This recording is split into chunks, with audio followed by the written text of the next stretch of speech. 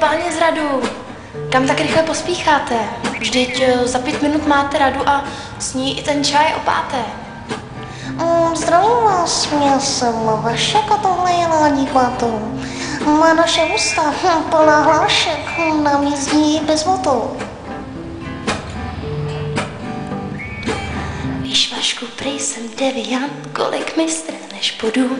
Nekouřím, daně platím, piju jen Evian vodu. Nesahy na mě, čet jsem, že je to nakažlivé. Prý to může být smrtelné pro živé, i pro neživé. Neboj, nic nechytneš, mám pro jistotu rukavice a sebou nosím i balgin, vejde se do krabice.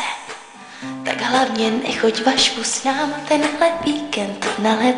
Nebě tu riziko, že zalíbí se ti pak balet.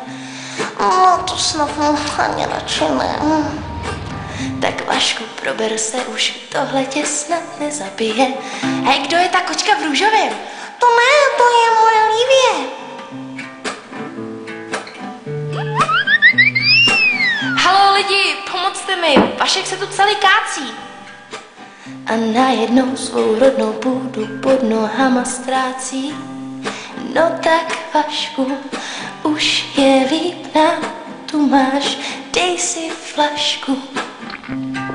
Věř mi, Vašku, to ti přijde k duhu. Uvidíš Prahu jako velkou duhu. Vašku, zahoď obavy, buď pyšnej na svou roudu. Jo, máš tu vzkaz od Obamy, přestaň jít proti proudu.